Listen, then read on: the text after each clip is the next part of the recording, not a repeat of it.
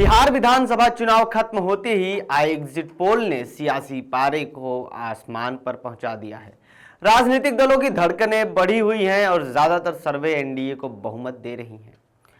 नमस्कार, मैं हूं पीयूष तिवारी और आप देखना शुरू कर चुके हैं नव भारत लाइव। इसी बीच सियासी पारे सातवें आसमान पर हैं और सर्वे में लगातार एनडीए को बहुमत दिला रहे हैं, तो कुछ एग्जिट पोल महागठबंधन की तरफ भी झुकाव में हैं।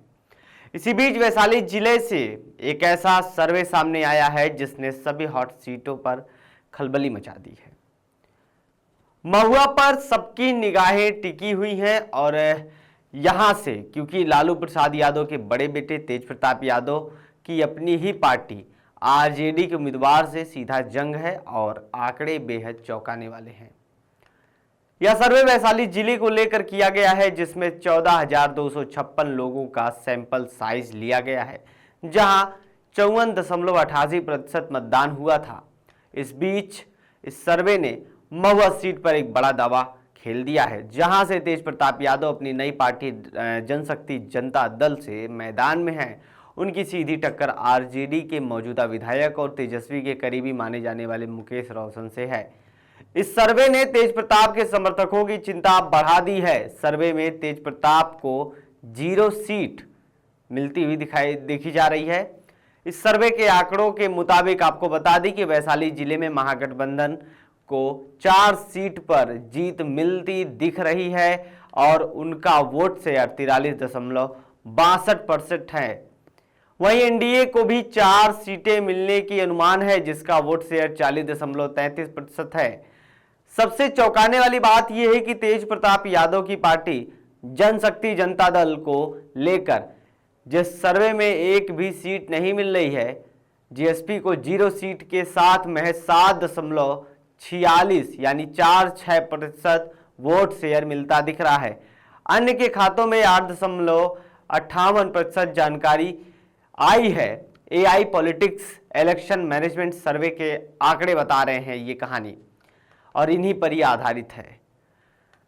बात कर लेते थोड़ा सा मुकेश रोशन से, क्योंकि महुआ में फिर मुकेश रोशन के जो है एग्जिट पोल में सर्वे में दिखाया जा रहा है। महुआ विधानसभा सीट से लालू प्रसाद यादव के बड़े बेटे तेज प्रताप यादव इस बार अपनी पार्टी से ताल ठोक रहे हैं। 2015 में वह इसी सीट से आरजेडी विधायक बने थे, लेकिन 2020 में वह समस्तीपुर की हसनपुर सीट से चुनाव लड़े थे और वहां से जीत भी गए थे। लेकिन इस बार पार्टी से अलग होकर उन्होंने जनशक्ति जनता दल बनाई है। सर्वे के ट्रेंड में अनुसार जो है महुआ सीट पर आरजेडी के उम्मीदवार मुकेश रोशन को जीत का दावा किया जा रहा है, यानी तेज प्रताप यादव अपनी ही पुरानी सीट पर पिछड़ते हुए देखे जा रहे हैं। यहां एनडीए की तरफ से एलजेपी रामविलास के संजय कुमार सिंह भी मैदान में हैं। अब लेकिन इसमें एक बार और सवाल उठता है कि भाई कल जिस प्रकार से वोटिंग हुई सेकंड फेज की और एग्जिट पोल भी रिलीज हुए 7 बजे के बाद, तो किस किस बाहुबली के घरों में अब 14 नवंबर को सन्नाटा पसरेगा, रिजल्ट आएगा, कौन कौन से वो बाहुबली हैं जो इस बार मैदान से बेदखल होने वाले हैं, भागने वाले हैं और हारने वाले हैं। तो चलिए शुरू करते हैं। कुछ लोगों की चर्चा भी करेंगे इसमें, जैसे कि मोकामा हो गया और शहाबुद्दीन की वो सीट हो गई, और भी कई सारी सीटें हैं जिन पर आज हम चर्चा करेंगे इस पूरे वीडियो में। तो भाई बिहार के एग्जिट पोल के नतीजों ने जहां एनडीए को पूर्ण बहुमत दिखाकर हड़कंप मचा दिया है, वहीं इन नतीजों ने राज्य की राजनीति के बाहुबली चेहरों के भविष्य को भी काफी हद तक साफ भी कर दिया है। बिहार चुनाव में इस बार भी ज्यादातर बाहुबली नेता महागठबंधन के टिकट पर मैदान में थे, जबकि एनडीए कानून व्यवस्था के मुद्दे पर चुनाव लड़ रहा था। एग्जिट पोल के आंकड़े बताते हैं कि जनता ने कानून का साथ दिया है, जिससे कई कुख्यात बाहुबली के घरों में 14 नवंबर को सन्नाटा पसरने की पूरी संभावना है।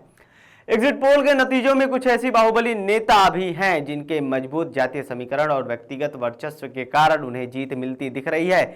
मोकामा के बाहुबली नेता अनंत सिंह और जेडीयू उम्मीदवार जो है वीणा देवी, जिनका प्रभाव गहरा है कि एग्जिट पोल में उनकी जीत की संकेत मिलती दिख रही है, जहां जातीय समीकरणों ने नीतीश के सुशासन को भी पीछे छोड़ दिया है।